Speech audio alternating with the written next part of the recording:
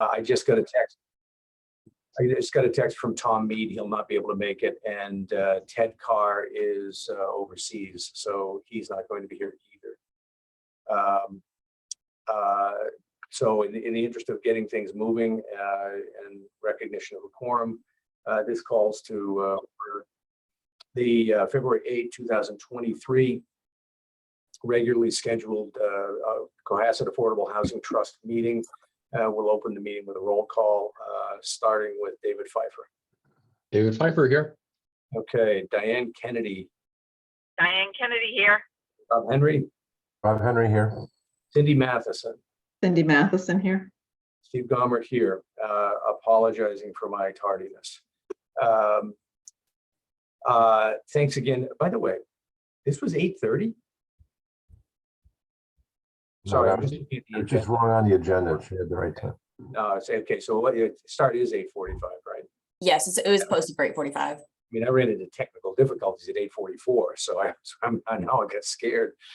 All right. Do we have anybody on the? Well, actually, before we go any further, I do have a public comment to make, and that's an extension of our hearty appreciation, Lauren, for your continued work with us through the last couple of years. And as you all probably have seen from a note that Lauren had sent out, she'll be leaving the town of Cohasset to go into private practice for planning. Thankfully, not very far away, but nonetheless, no longer our steady and regular resource. And I want to extend my own personal appreciation as well as that of the board. Thank you very much. I appreciate that. And I honestly want to say that it's been really, truly a pleasure. I've really enjoyed working with this group. I wish you luck moving forward. And, you know, I'm not too far away, as I mentioned to everybody. I live in Situate. I'll be based out of Hingham. You know, I'll be around. I said I won't be too hard to find. And you're going to be in really good hands in the interim. Cassandra Thayer, who's behind me here, she's the assistant town planner. She's going to be stepping in and taking over and making sure that you guys are moving along and getting the information that you need. So you'll be in good hands. So thank you for all your time and for all your, you know, all the effort that you do. This isn't an easy task, this particular topic in this particular town, especially. So keep up the good work. Thank you. Because Cassandra, all that swearing that Lauren did in the office typically followed our meetings. So there you have it. All right. Are there any, is there anybody in the queue, Lauren, for public comment? No, you don't have anyone here. You have wanted by introduction, Karis North, who is attorney for Murphy, Hesse, Toomey and Lehane, who will be stepping in replacement for Cindy Amara, who was the last representation for this group. And then also Paul Kearse from the Affordable Housing Steering Committee, who's for our agenda item later on. Right, but no public comment. Okay, good. The first item on the agenda is actually discussion of special counsel transition.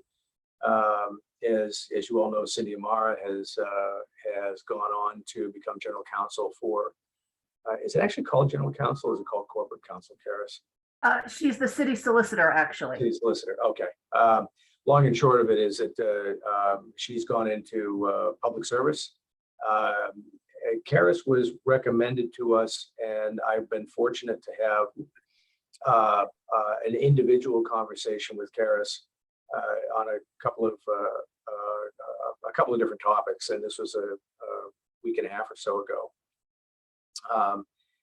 You might recall that Karis was recommended to us by Cindy Amara, and you know, I simply wanted to have an individual conversation with her. I think this might be a good opportunity for each member of the trust to launch questions if you have them for Karis.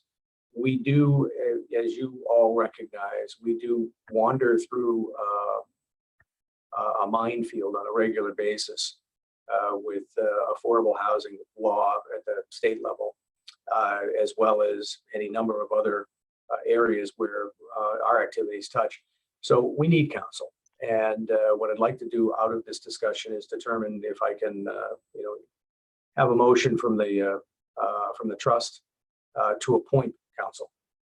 Okay, it's not something that the chairman can do on his own, for sure. And frankly, I don't think it makes any sense anyway. So, because the trust has to act as a body. So with that, Karis, if I may ask you, could you give some background just on your own experiences, not just professionally, but also with the town of Cohasset? Certainly.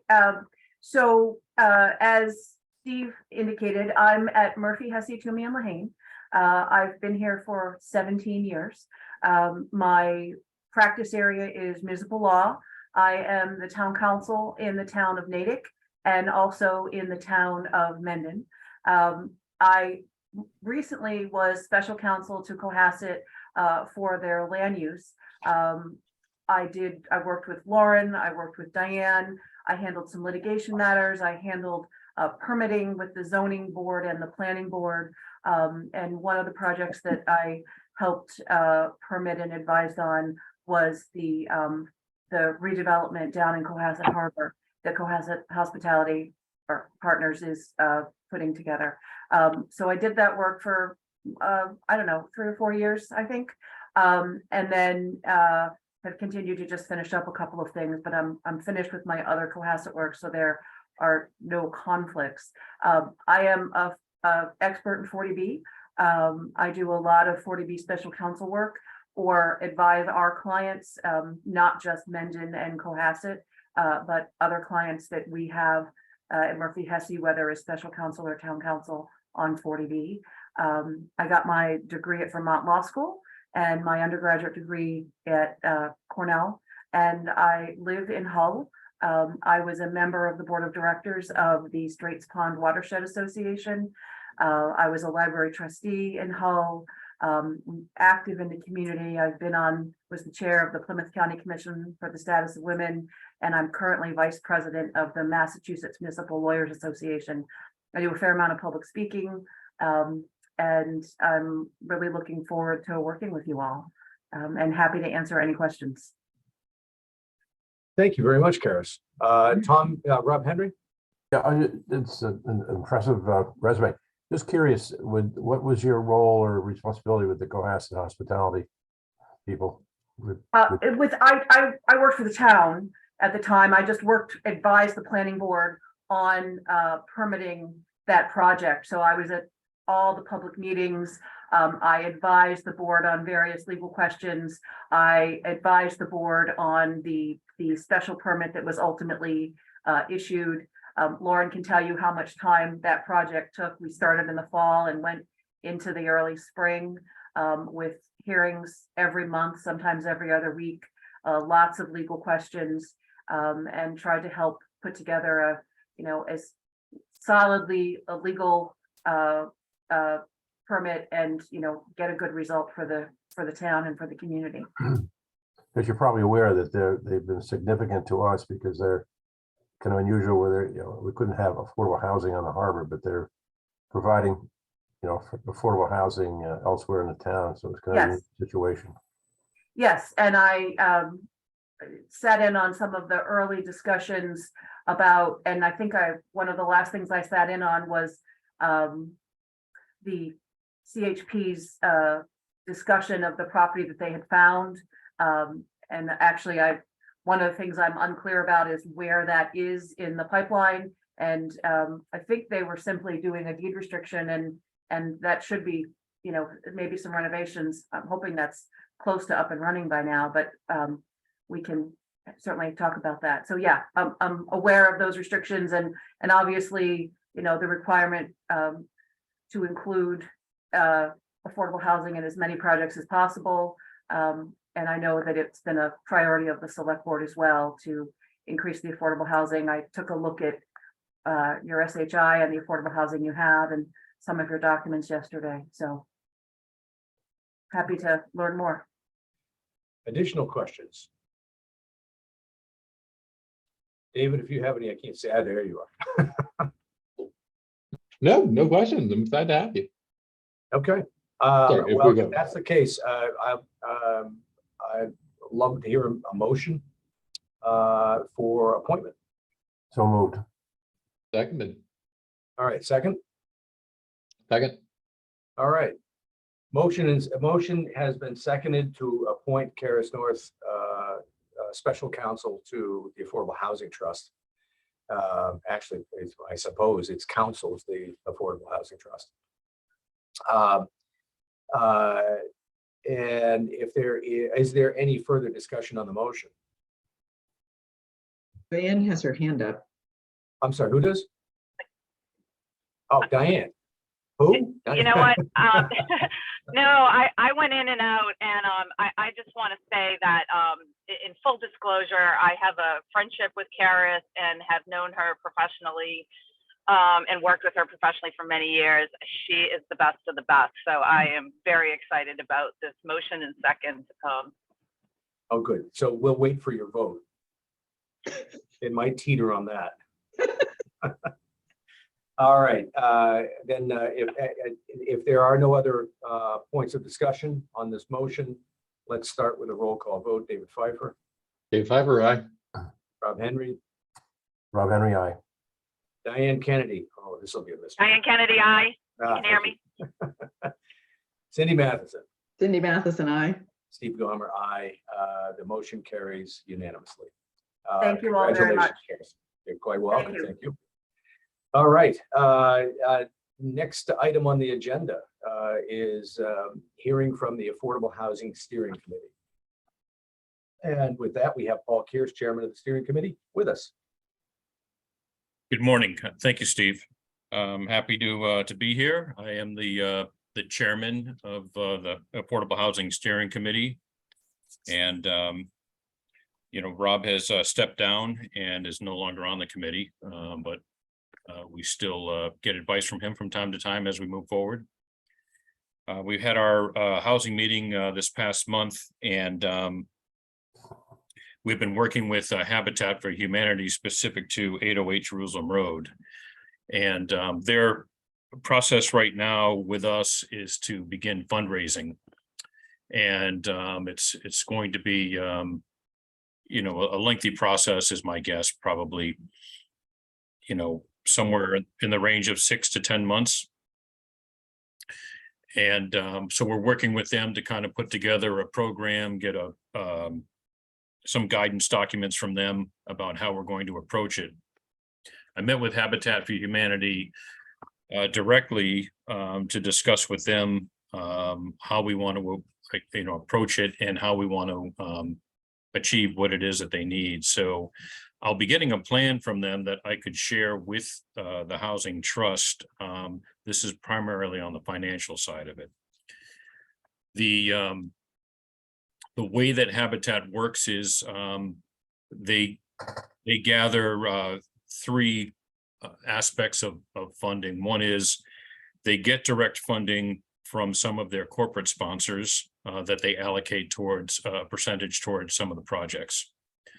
Then they go ahead and get in-kind donations where people supply labor or materials. And then the third thing they do is look for the community to get involved where they have direct cash needs. And right now, the Housing Trust has committed, I believe, $75,000 in cash needs to the project.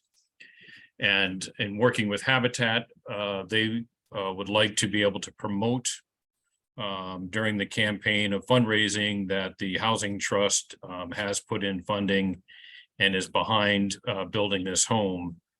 They were hopefully looking for more than the 75,000, but I told them that in order to do that, they would have to put together a financial proposal. Let us take a look at the overall plan. Let us know what they've already raised. Let us know what the in-kind is, and then let us know what the community ask is going to be before we get involved in any additional money. I did mention that the Housing Trust does have funding, but that is not all 100% for one project. We'd like to savor the funding that we have and fund as many projects as possible. So I did invite her to attend one of the meetings with the trust and myself. So once I receive a financial plan from her, I plan to submit that to you for review, and then you can schedule her at your leisure. Paul, did I see something pass by that they were thinking about holding a, like a fundraising gala? So that's separate. Yeah, so it absolutely is a coincidence that every year they have this very large gala, which is a big fundraising for them in the South region. Each year they hold it in a different town. This year it happens to be at the Red Lion Inn. That I believe is May. That's actually not a coincidence. That's intentional. It wasn't intentional? Okay. Yes, it was intentional. But it's Okay. not, but it's not targeted for 808 Jerusalem. No, Yeah. it's for, they're all their South Shore Habitat projects, but their thought was that because that will be the next upcoming project, that it would be a good opportunity to showcase it in the community. So I mean, that it's, yeah, it's, That's a Thursday night, May 11th, Thursday night. yeah, that's no, it's of interest, but it's at the same time, I mean, it's if anyone were to attend that thinking that they were supporting 808 Jerusalem, they'd be somewhat disappointed to find out that that's not the case. Yeah, so that's what we're working with them on, because the money that they raise there does not go to 100% to 808 Jerusalem. So that's their annual fundraising event. We do want to tie in from a public relations standpoint, the fact that, you know, Habitat is in town, they're having their annual meeting. Oh, by the way, we have a project at 808 Jerusalem. And so we want to tie that in as much as we can to events that are happening around town. So, you know, for instance, we talked about perhaps getting a table at the annual town meeting where we're outside the hall displaying Habitat for Humanity and perhaps the 808 Jerusalem Road property, just to give people information so they can, you know, make an informed decision as how they want to participate. Right. I hearing their commentary about potentially wanting to raise more from the trust. I should say potentially, but certainly wanting to raise more from the trust. My initial reaction on that is, you know, I don't think that the board would be resistant, but the question is, number one, of course, how much and under what terms? You know, if we, excuse me, if we wanted to fund this outright and lean on them for as heavily as we could on outright donations, well, we could, but you hit it right on the head. That doesn't really do service to the function of the trust. I mean, effectively, we'd be spending somewhere in the neighborhood of half of our trust balance on 2 units, and that's a bit of a head scratcher in a town like this. We don't get a lot of bang for our buck on that. So it would be helpful to see what they're looking for, and we'd certainly entertain, I think, requests for an increase in funding. But at the same time, I'm more concerned that we actually get the project underway. And as I've said in the past, we do have the capability to effectively be a lender of first resort if using those funds could accelerate the construction project. Different way of using the trust. I did mention that to them. I think that I do agree with you 100%. The goal here is to provide affordable housing. And the mechanism that we're using is Habitat for Humanity. And their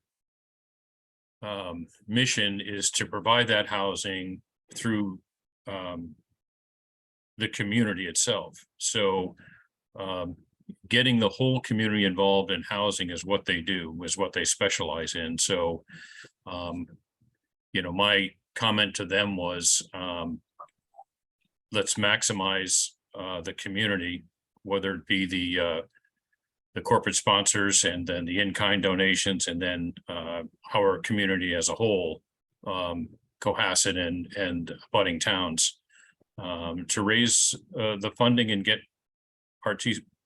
participation and get some stakeholders in there.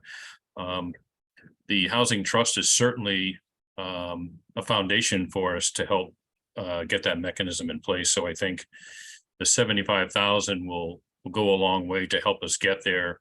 And show people that our CPC funds are actually going to be working for the first time specific to affordable housing. So I think that is huge to get that first transaction under our belt and to let the community know that we're really putting these dollars to work. Right. And questions for Paul? Okay. By the way, Karis, yes. Just while you were mentioning CPC funds, one of the things that I was working on for you all, obviously pending appointment, was some agreement between the CPC and the Affordable Housing Trust.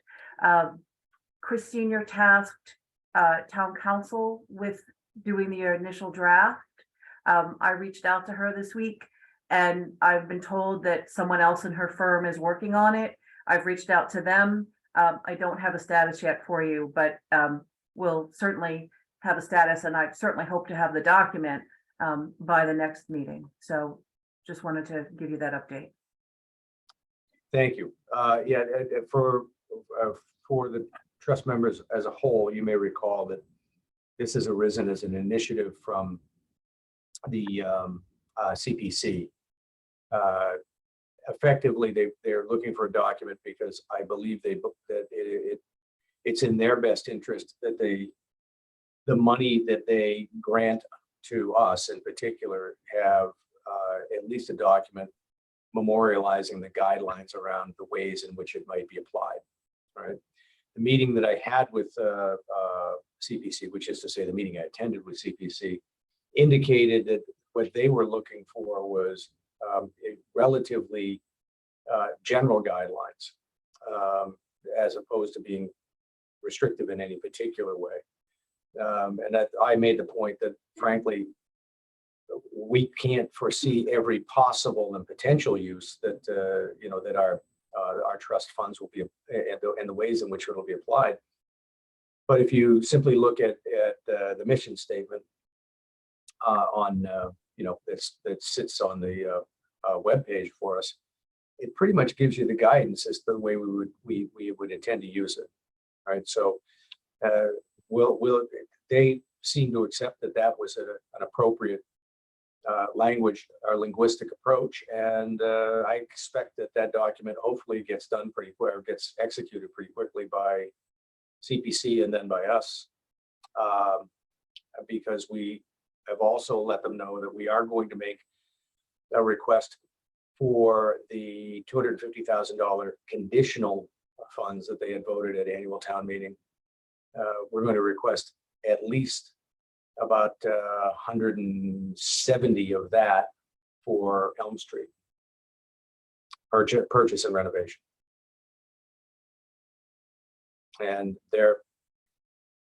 they were inclined to give it to us right away, but my thinking is if you're going to create a document to govern how your grant is applied, you might want to execute that before you give away any more money.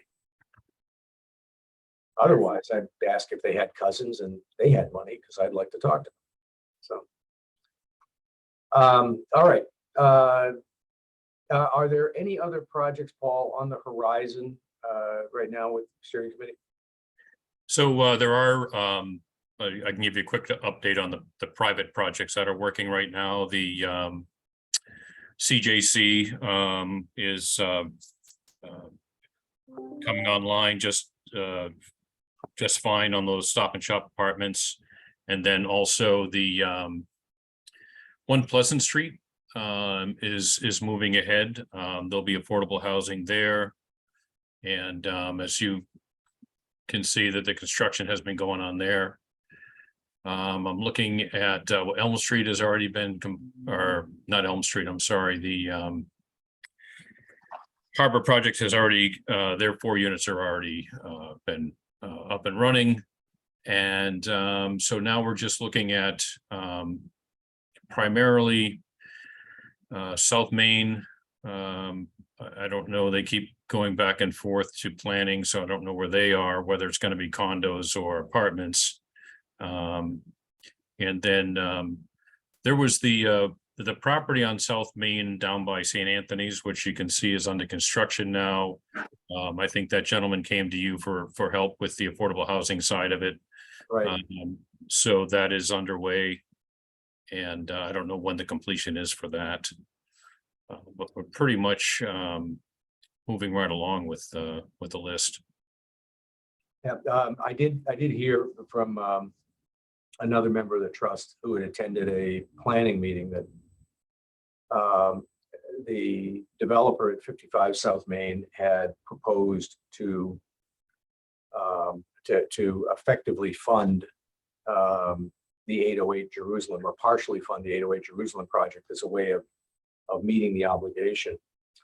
And frankly, I'm in no way in favor of that, although that might sound a little crass, because it really doesn't add to units. And our goal, of course, is to create SHI units. And so anyway, that's just that. Yeah. I'm just passing that along. Yeah, so this is the first I'm hearing of it, and my first response is I don't believe that's legally possible because the property is owned by Habitat for Humanity, which is a nonprofit organization themselves for affordable housing. So they've 55 South already. Main? You're talking about 808 Jerusalem, right? I'm sorry. Yes. Well, they were talking about 808 Jerusalem. I'm talking about the developer at 55 South Main taking that action. So, Yes, go ahead. so the South Main folks are considering contributing to 808 in lieu of putting in affordable housing. And I'm suggesting that I don't believe that is legally possible because Habitat for Humanity is the property owner and they have already deeded the property for affordable housing. So I don't think they can reallocate that based on gifts in kind or anything. So Lauren Right. can probably address that. So I think what happened at that meeting was one of the planning board members suggested that as an example of creative ways in which they could fulfill their inclusionary zoning, because this applicant at 55 South Main Street has been wrestling with how they fulfill this, whether it's on-site, off-site, whether they do condominium ownership units or rental, and it really does swing what their project might look like and sort of the like metrics and what makes a project feasible from a building standpoint in terms of finance. So that's why they've been going through the options, and then what the planning board was encouraging them to do is to sort of like be creative and come to us with a solution. One of the members threw out an example of, we happen to have 2 units in town that need approximately $500,000. Like that is an example of, I think they were suggesting if you wanted to pay into a gift fund, whether it came through the trust or directly to Habitat, that was where that suggestion had come from. But to the chair's point, that really doesn't, these units were going to come online already, as you see in this shared screen. Like that's already, you already have these 2 units in our pipeline. That does not, it kind of just like eliminates their 2 that they would then additionally add to offset the development that they would be adding, in a sense. Yep. If you went that route. So where payment in lieu might be useful is if we had another developable parcel, or we had our eyes on a suite of apartments that could or might entertain accepting a deed restriction. Right. Right. Something that would net new units in addition to the count, not things that are already in our pipeline. Right. Okay. And by the way, this, thank you for the clarification, Lauren. Karis, I see your hand. Give me just a second. This is a great example of where playing telephone can get you into trouble, taking secondhand information and repeating it. So thank you for the clarification. Karis. Just a quick question. What is the number of units to get Cohasset to the 10% total? It's interesting, Karis. First of all, I'm going to defer the question to Paul Kears. I think at the moment we are in compliance, but barely. So, Paul. Yeah, so I'm going to defer to Lauren because we are there, but Yes. it's a moving target. We have not interim. We are still in compliance when we're using the 2010 census figures, but once we anticipate the figures finally get updated and are included in the SHI, I'm calculating that we're going to be 28 units short. And the figure I've been using to calculate that is the figure that the state has been using for the multifamily MBTA zoning compliance, because they've been using a 2020 census figure to calculate what we will need to fulfill for our units. So that's the number that I've been using for the SHI calculation. It comes out at, it's like 27.1. So if you round up, you need 28 units. So Lauren, let's just assume that that is the target, the threshold we need to reach. And looking at the screen at the moment, properties pending addition, and then future units, we see that a total there could be anywhere from 44 to 45 units. But are those any of those actually currently counted because of safe harbor? None of them would currently count. You need to make meaningful progress, but something that we may be able to do is we have a housing production plan that's approved. We can seek certification of the housing production plan if we make a measurable % increase, which I'd have to do the math as to what that would be, but I can figure that number out for you. If you have, like half of these projects in the queue, you can submit for certification of your production plan that gives you a temporary safe harbor. And depending on those numbers, you can either get by yourself a year or 2 years. And the way that these are moving, I would be, inclined to think that that is something that's attainable for us. Right. I just, looking at it, the one that concerns me is 808 Jerusalem, just because of the, how long it's taken to get to where we are. And I would love to find a way to expedite that. And well, anyway, that's a separate conversation. And Paul, we could chat about that as well. 43 Elm should be executable within a relatively short period of time. And Karis, did you, forgive me, did you execute, were you involved in executing the P&S on that? My colleague, Peter McNulty, has been handling that and working with Okay. Lauren and the seller. I do know that the closing date has been pushed back to February 17th Yes. because of a water line break. And so they're doing some work on the property now. Water line into the property? Yes, hang on one sec. Let me I'm just sorry, I find- wasn't aware of that, but that's, I have some information on that as well. brand Okay. new. Yeah. It just happened over the weekend. So hang on one sec, where is that?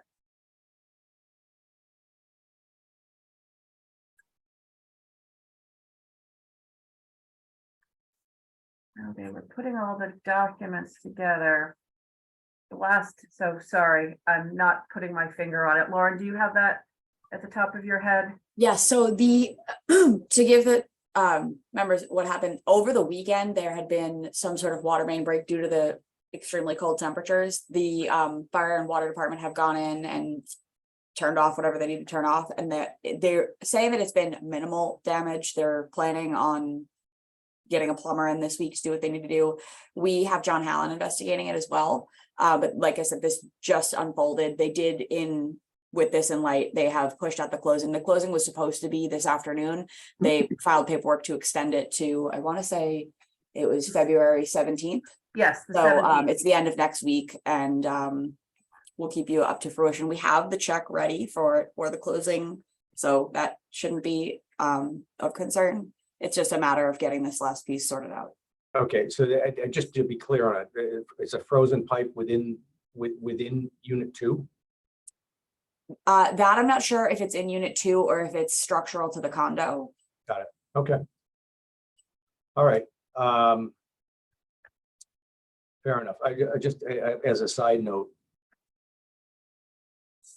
we probably should put together a subcommittee to address the RFP for renovation. I believe we actually will have to go through an RFP on this, right? Yes. Okay, RP or RFQ, I guess, but long and short of it is we've got to get that rolling, assuming that we're going to close in a week, which I think is a fair assumption based upon what you're saying. Then I would imagine we're going to close on a vacant unit, correct? Correct. She's been out since October, actually. Oh, for God's sakes. Okay, so yeah, let's let's bring that back around under the project pipeline discussion. Okay. Okay, All right. Anything more on this topic? Which is, by the way, the steering committee. Fair enough. Diane, do you have your hand up? Got it. Okay, thanks. All right, moving along to the project pipeline, Tom Mead, who is not here. Thank you. Paul, thank you. I'll give you a Thank you. buzz later. I got a couple of things that I wanted to fill you in on as well. Great, thank you. Karis, did you raise your hand? Okay, good. We have, given that Tom is not here, Rob, can you speak to the project pipeline, or is there just really no update other than what we've already discussed? I think the update is up to date as we have it, because Tom and I have not spoken any further about it, but I think you'll get to it, but I think the two of us are gonna look into the RFQ for 43 Elm for the renovation. Okay, so let's stop right there for just a second. If we haven't already done it, my memory is a bit foggy, but I don't think we have. I'd like to propose that we effectively appoint a subcommittee of two, Rob Henry and Tom, to outline the project for renovation, necessary renovations within within this unit, and come back to the trust with an outline of that report, ideally simply looking for a vote to put that request for quote out there so we can expedite to the best of our ability, hiring a contractor and getting the renovation underway. All right, I'm sorry, that was a proposal. I would love to hear, because it's not a motion. So moved. So, all right. Well, I guess it is a motion. Do we have a second? Dead silence. Second. Oh, okay, thank you. And so it was only premature in that you didn't suggest who could be the subcommittee. Well, no, I did. Rob and Tom. Oh, sorry. I did. Rob, the proposal is that Rob and Tom, who, by the way, had their hands directly in this particular property from the outset. I propose that that's the subcommittee of two. Great. Sorry about that. Rob, are you willing to take that on? Yes, Okay. we need each other. Okay, yeah. Well, I know the ideal pair to do it too, because you're extraordinarily impatient with municipal work. So I'm good with that. Now we've added extraordinarily. Are there any further comments on the proposal and the proposed motion? Hearing none. And David, if you're saying something, you're on mute, so I can't tell. Nope, I'm good. Okay, so in that case, we'll vote by roll again. David Pfeiffer, David Piper, aye. Diane Kennedy, Diane Kennedy, aye. Rob Henry, Rob Henry, aye. Cindy Matheson, Cindy Matheson, aye. Steve Gomer, aye. Motion carries unanimously. Communication plan. Actually, instead of talking about the communication plan, Cindy, may I suggest that now is a good time for some specific action. We've got a couple of things coming up. It probably is useful. I think it might be in the trust's interest to promote the Habitat for Humanity Gala. Diane Kennedy? Yeah, I just want to name that. Let me switch this up. I want to ask the question of Karis, if possible, whether we are, as a municipal entity, quasi, whether we are allowed to actively promote charitable events.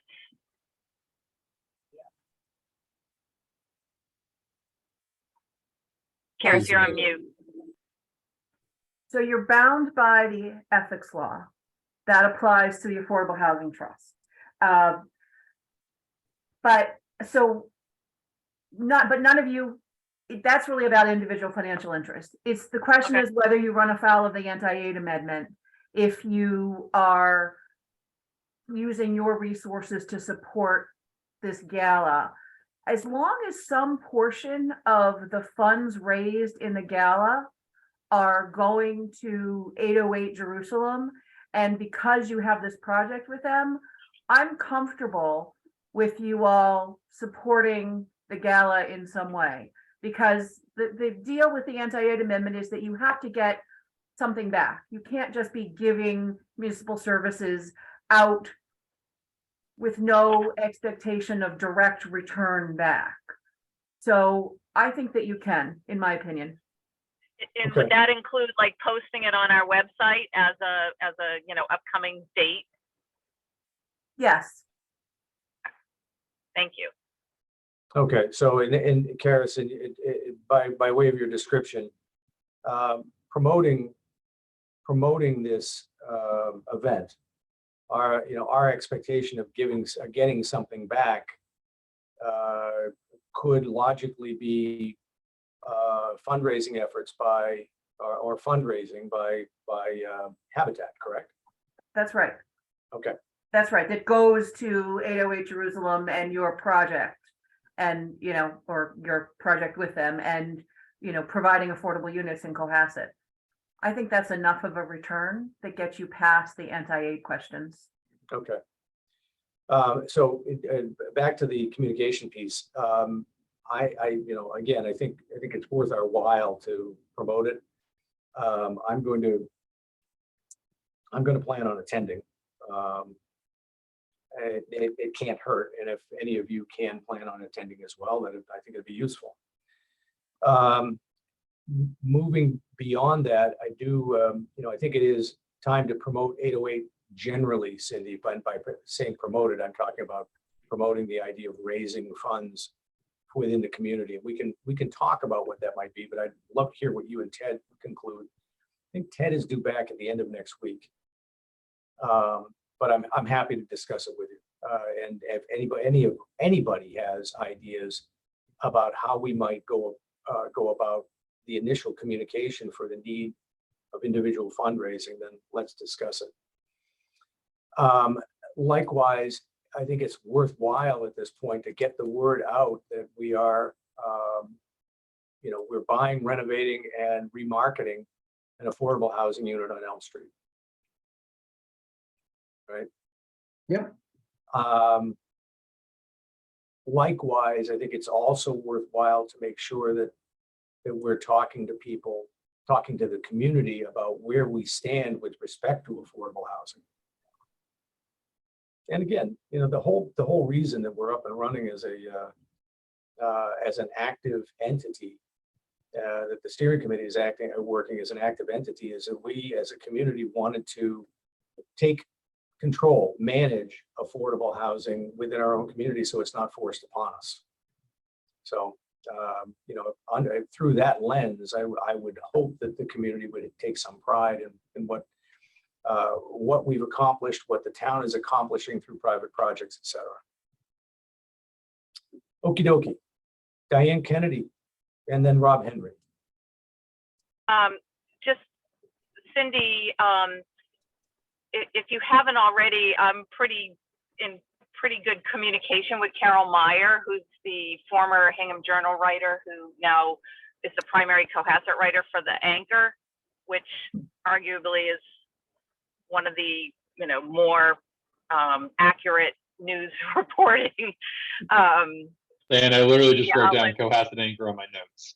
And I was literally texting with Carol Earl last night. So if you don't already have an introduction to her, I'm happy to make it, because I think that just a nice story on the project, sort of summarizing everything we've talked about today would be a great start. Got it. Yeah, just FYI, David and I were going to meet this afternoon. We're scheduled now to meet tomorrow and start to flesh out some of these ideas. Okay, well, those are. Let me know how I can help. Excellent. Right. And by the way, this is, I'm tossing these out because I'm thinking of the milestones that we either accomplished or we will encounter short term. There may be any number of other things. But it's funny, I was talking with the former corporate solicitor for City of Boston back during Menino's tenure. And I was telling him about this activity, and he said, "Oh, I don't envy you guys at all. It's just such such a big rock to push uphill." I said, "Well, yeah, it is. But here's how the progress has been made." And he was quite impressed. So bear with me. Hang on just a second. Be right back. Well, in general, I think we do have a lot, as Lauren has put that slide together, and the other ones we had already set up in a PowerPoint for anyone who's interested that we can happily share with. I think keeps it pretty simple, but a little more detail for each of the projects that are on that list. So we do have a lot to be able to talk about. Yeah, we do, and it's Rob, go ahead. I'm sorry, you had your hand up prior. Yeah, I mean, we've been talking, we have made a lot of progress, and the fact that Cindy, Dave, we're going to do things, but I think one of the things is also, I'm going to call it PR or what, but there's a feeling and an attitude, and I say attitude, I don't mean a bad attitude, but that affordable housing in Cohasset is like an oxymoron. And I think some people think it's a kind of a joke what we're doing, and yet it is the law. We are making progress, and we can, make. Obviously, we've got things going on, so it isn't a joke, and it is feasible to do it. Because I think if we can get publicize and communicate all this with experience, then you're going to get people that might contribute or might go to the gala or whatever. Instead of just kind of ho-humming the whole thing, like, it doesn't really matter because you can't really do it in Cohasset. Well, we are doing it, and you have to do it. And I think that needs to be conveyed to the general public. And it's kind of a shame that we don't have a lot of vehicles in town, because the Mariner has gone absolutely south. It's a useless piece of work. I mean, it doesn't even hardly address the town of Cohasset anymore. I'm not that familiar with the other one that you guys are talking about, but we don't have a lot of medium to put our information, but what we have, I think we just got to really concentrate on that part of it now that we have made so much progress, and that this is a serious thing for the town, and everybody should take it seriously. Indeed. I think one of the things that I was also trying to look at is how to explain what does affordable housing really mean in the context of Cohasset. Yeah, and, that's what you're saying it better than I did, but that's what we're saying. Yeah. Right, and trying to put it in line with what's actually the average median income, and how does that relate to an average teacher salary or an average fire or police officer salary, to give context. And I still need a little bit of help with the numbers in the numerator and the denominator in terms of how that's determined for SHI and so forth. Is it Cohasset? I get different numbers from either the Department of Labor or housing from Massachusetts in general versus the smaller local regions. So I'm still looking for a little bit of guidance there. Do we look at how it's listed in the Cohasset housing plan? So that's a little bit of the detail. I don't want to put out misinformation. I want to be sure that we're using the right numbers when we try to explain what qualifies or who qualifies, depending on if they've got 2 people or 4 people in their house and so forth. Lauren, are you the resource for that? Or is Yes. planning a Yes. resource for that? Yes, the planning staff can be a resource for that. Thank you. Yeah, I think we saw it with Heather Drive. People here affordable, and Right. that means whatever it means, whatever they want it to mean. It just sort of runs around. And unfortunately, the primary vehicle of information in this town is a certain Facebook group where no good information spreads quickly. You mean the fact-free zone? If your family didn't come over on the Mayflower, you should be run out of town zone. Well, I have to say I find that the breadth of low information opinion spreads much wider than the heritage. So, but having said that, look,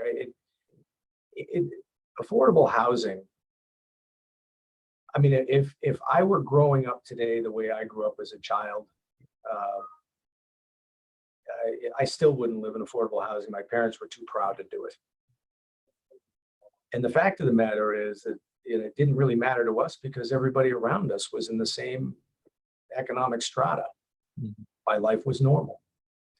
When I moved to this town 30 years ago, 31 years ago now, there was a much greater breadth of community than exists today. I used to say, for the first couple of years here, it was split up into thirds. A third of the people were the fabric of the community. The family names had been here forever, and they included the Towers and the Lincolns and so on, but they also included the Sestitos and the Sylvias, right? They were, they were every bit the part of the town. They were the people that you relied on when your pipes burst. They were the people you relied on when the septic system failed. They were the people you relied on when you called the police because maybe there was a rabid raccoon in your backyard. It was a very diversified town. There was a third of the population that were people like me. They were young, they were moving in, heard it was a good school system. And then there was a third of the population, and I don't know if these numbers were ever correct, but this is my sense. That third of the population were still the summer people, which, by the way, don't exist anymore. Well, they actually do, but sometimes they jet off to London for the winter. But for the most part, they were families that had long established residences through the generations, generally along the coastline. That's changed remarkably. And the part that's changed the most is that the fabric of the community doesn't exist as easily here. And as a matter of fact, they're hanging on by their fingertips. If you grew up in this town as part of that group that was the fabric of the community, it's entirely likely that moving back here is not possible. And yet at the same time, there are people who have grown up and decided that they actually wanted to stay in the community. They've taken jobs as firefighters, as policemen. I can't say that that's true with the teaching group because I just don't know of any. But the fact is that having those people as an active part of folks who live here and contribute is what makes this town unique. If it's all nothing but wealthy people, you can't support the school system because what's the traction, right? You're going to send your kid off to BC High or Notre Dame or wherever it might be. You don't have that hook. And so, frankly, affordable housing in this case is, I think Diane hit it on the head. It's probably more considered to be almost middle class housing because that's the only way you're going to get a foothold. Diane, I forget, or actually I should probably kick it to planning, Lauren and so on, but the median price of a home price now is what?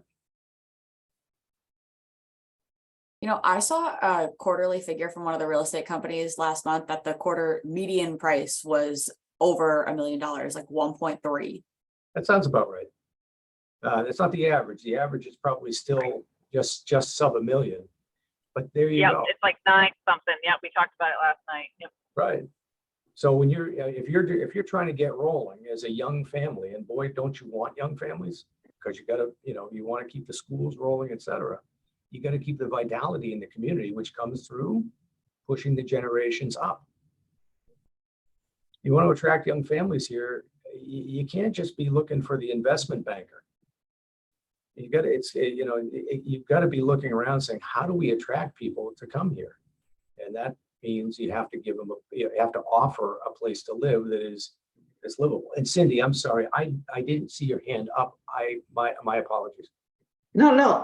As you're speaking, I'm remembering back to annual town meeting in May, and there was a woman who was incredibly eloquent in moving and speaking about having grown up through affordable housing, or what was considered something along the lines of affordable housing, maybe 40 years ago. Diane, do you remember her name? I know I recognized her face, but I'm blanking on her name. And was it Mary? Mary Hines? Did she speak about the veterans housing? It might have been. So Mary Stanton Hines is actually on the Affordable Housing Steering Committee. Okay. That's Oh, right. because telling her story, kind of like we heard in the State of the Union last night, telling an individual story can be a really effective mover for people to start thinking a little differently and to be a little more open or welcoming to the ideas that you're just describing, Steve. Yeah, it just, look, as you can tell, I've stayed involved in it for this specific reason. My own upbringing lends some credence to it. If you told me when I was 16 years old and in high school that someday I would live in a town like this, I would have laughed my arse off. You know, I couldn't see the next 2 years. Of course, at 16, who can? But even if you told me that as I graduated college and started my career 5 years into it, I couldn't have imagined it. And so there's a great, a strong feeling of great fortune, personally. But as I said, I look at not just the law. I remember the revulsion that was laid out when when Avalon came in and said, well, this is what we're going to do. And it wasn't so much the revulsion at the the development of the units or anything else. It was the total loss of control. So it was a finger wag. I can do this because it's within the law and you can't stop me. And it wasn't, and again, that's not disparagement of Avalon at all, but rather the fact that the community had lost track. And and that's what got me thinking about this years ago. And the board, the select board was kind enough to take up the charge with with that view in mind. And the net result is where we are today. So if we're looking for a cause célèbre, why does this exist? Think about it in those terms, in Mary Hines'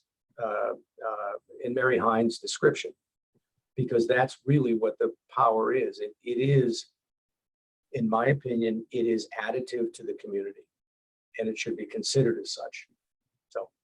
So I have another question, and you can cut me off if this is not the appropriate time. Where do we stand, or how does Cohasset now look like other small towns with limited land resources relative to the state directive for the housing to be provided around MBTA stations? I think it's a general question, and I'm not, I don't have that information. Maybe Lauren does, but if it might be, instead of putting you on the spot, Lauren, is that something that you might summarize for the trust, or the both of you might summarize for the trust and just get it out to us in a note, giving us an idea? Absolutely. And I can give you a quick explanation now. I'll send you around the presentation and sort of the interim compliance plan that we had submitted for the state. And basically what they're doing is they're tailoring to communities, and they're recognizing that, for certain communities, the developable station area is a problem. So they're saying for us, we only need to have 20% of that land area in the station, within a half-mile radius. So when you look at the numbers, our total land area minimum that also meets all the other sort of density and criteria, you're looking at 43 acres, which, to give you an example of just the parcel alone, that the former Avalon Bay, it's now the preserve, that parcel alone is just shy of 43 acres. So, for our interim compliance plan, we take a look at, we call out the parcels that the transit oriented development over at 132 Chief Justice Cushing Highway. We clicked on that, and then also the parking lot for the MBTA that tied together is like 8 or 9 acres, which pulls your 20% requirement. And then if you were to rezone a parcel such as what the preserve is on, you could meet the criteria. So and there's other areas that you could look at. It's not to say that it's not possible. It's just a matter of, once you pick those parcels, then allowing zoning that would allow for the potential to build, not necessarily building it, but allowing the potential in the zoning. So it's clearing the roadblocks. Yes, exactly. It's eliminating the roadblocks. It becomes a sort of exercise of the state has been saying, we're not anticipating municipalities to build this. We just want you to unlock the potential for it. Right. So, I mean, when you think about, for example, if you were to rezone a parcel that was already developed, you're sort of limiting your, it's like you're sort of splitting the risk. You can anticipate that those parcels might see infill development, but you also wouldn't readily see something like that development just get raised and reconstructed to build out to the maximum. So you might see infill, but you might not see the total capacity that we're zoning for, which is sort of the thinking in potentially zoning parcels that are already developed. But I have a PowerPoint presentation that puts together some of these scenarios with some pictures for context. So I'm happy to send that around.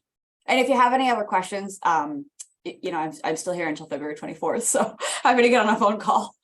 Okay. Sounds good. David, I see your hand up. Just for, I was just curious, just for a little context, I pulled the new FHA conforming loan limit. So, right, the amount of money for a conventional loan that you can pull out for loan. For Norfolk County, it's now up to $808,000, which is, you know, a jump. It was $765 a year ago. But with an average home price in the nines, that's still $150,000 someone has to have out of pocket to get into a home ownership situation here. So conforming on that that's a typical 80%. That's a conventional non-FHA loan, so your Fannie Freddie products, where you can go as low as about 5% down. So I think about that, you know, Yeah. it's 808 for Norfolk Yeah, County. in an FHA loan, you can get in for 3.5% down, but you're looking at high PMI, and it's going to be many years before you can finance out. There's also a lot of limitations. If there's a bathroom that needs some work, you can't go into an FHA loan situation. And many of the homes, having recently been on the home market here, many of the homes that fall under $1 million do require some substantial work. So it is a very high out-of-pocket cost to get in, even putting the absolute minimum down payment. Okay. Are we finished with the communication plan as a topic? Anything else from anybody? Fair enough. As a matter of extraordinary curiosity, I have to ask Diane Kennedy, are you driving to Vermont? No, I'm just going to my daily job in Cambridge. Yep, I still got a little bit ways to go. All right. Yep.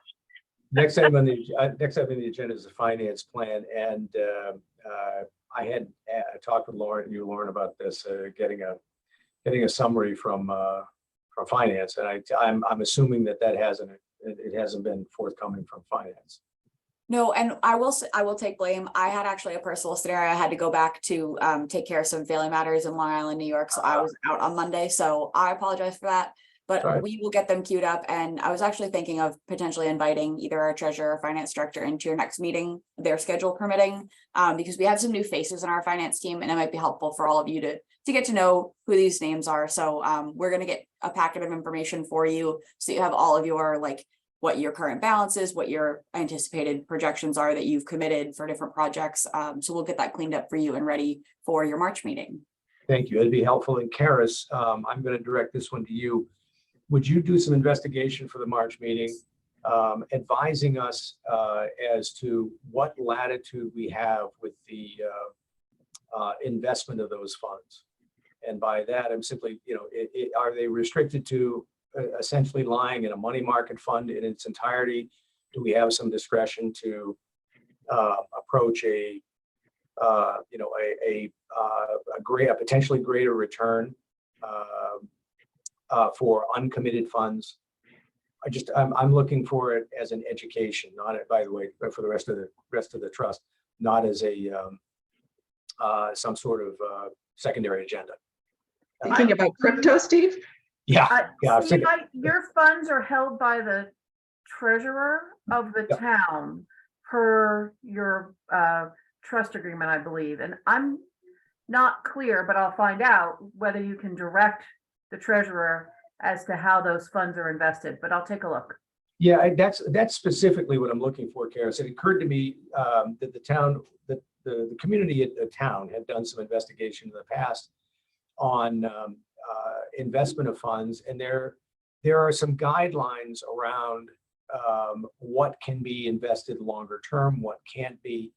And I'm thinking about it from our perspective. We may at any given time have 20% of the funds in the trust fund committed, but that means that 80% are not. And so the question then arises as to whether or not we have any capability of applying a portion of those funds toward a greater return, thus growing the fund, right? So that's what that's the open-ended question. Got it.